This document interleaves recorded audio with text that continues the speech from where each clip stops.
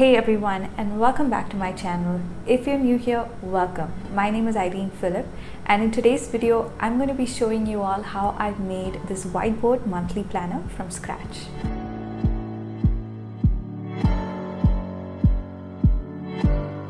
In the 2 weeks that I was on a break from YouTube, and even before that, I was actually on the hunt for a huge whiteboard planner that can help me plan out the videos for the months ahead. Now, I am a planner. I love planning my day ahead, my week ahead, and my months ahead. And I've tried Google Calendar in the past, but it has actually never really worked well for me because I don't tend to sit at my laptop for a really long time. And I'm not a very gadget or a digital kind of a person. I'm more of like a pen and paper kind of a girl, but planning out on paper kind of made me guilty because every single time I was done with a plan, I would have to throw away that paper, and that added to a lot of wastage, and which I could not deal with. Which is why I was looking for a more durable and long-term option, and that is when I settled on the idea of having a whiteboard planner. And yes, of course, there are a ton of whiteboard planner that are available in the market today, but none of them fitted the size that I was looking for, and it was way out of the budget that I had in mind. So instead, I found this very affordable whiteboard peel and stick roll on Amazon for just 370 rupees. It measures 45 centimeters by 200 centimeters. It's not wide, but it is quite long enough that it gives me the freedom to cut in any kind of shape and size that I want it. Now, the product description mentions that you can stick it onto any kind of surface, including walls, but I didn't want to risk damaging the walls in my office that I share with my husband. So I decided to go ahead and stick it onto a piece of plywood that I had lying around from a previous renovation project that we did in our kitchen last year. So I got my carpenter to come and cut the plywood into the size that I required, and I stuck this peel and stick roll onto that. It was a struggle initially, but then you get used to it. So if you are interested in making this planner exactly the same way that I did, just make sure that the surface that you're sticking on is absolutely clean. And one drawback of this roll that I found is that it is quite transparent. So you need to make sure that the plywood or any surface that you're sticking on does not have any kind of prints. And if you have a laminated plywood in hand, that is the best option. Now, I know there are a ton of tutorial videos out there on YouTube that show you exactly how to make these kind of dry erase planners. But the only intention behind my video is to share with you my love for making these kind of DIY things. Just to kind of inspire you to create something on your own that you can enjoy. But if you are interested in making the planner exactly the way I did, I've made sure to include all the exact measurements in this video as well as in the description box below. So without wasting much further time of yours, let's get started. So my DIY whiteboard is 41 inches wide and 17.75 inches high. And I start by making a 1/2 inch wide border along the edges using permanent markers. Now I'm using 3 different types of permanent markers depending on the style of the line that I wanted for this project.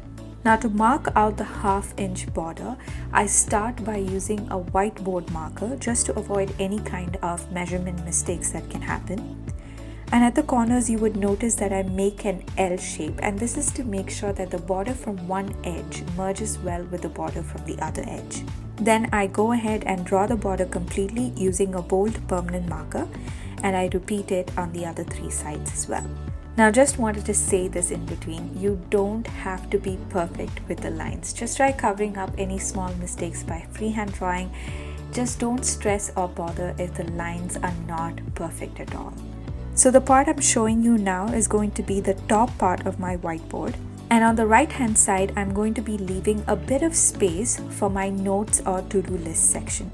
And the remaining portion is going to be the monthly calendar.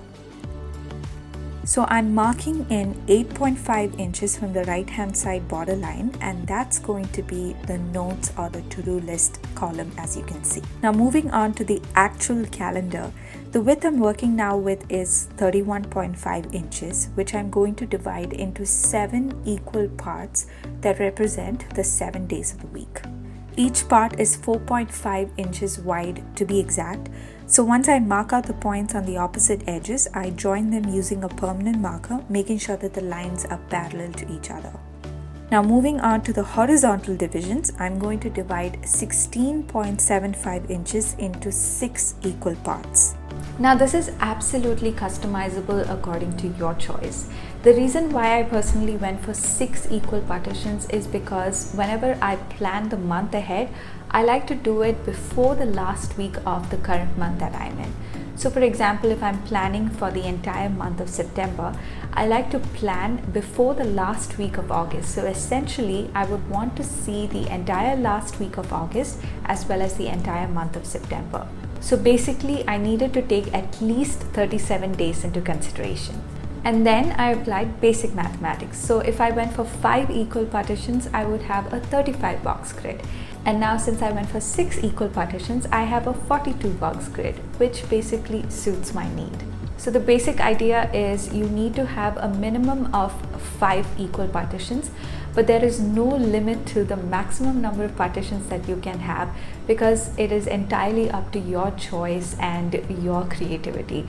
It depends entirely on how many months you like to plan way ahead of time. So once the markings are made, I draw the horizontal lines just like I did with the vertical lines.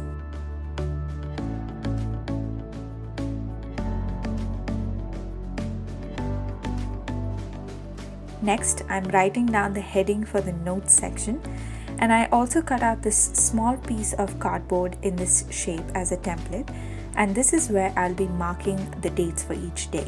And I also make a small header area using a thinner permanent marker for the days of the week. So this is what the planner looks like. Now all that's left for me to do is plan out my months ahead.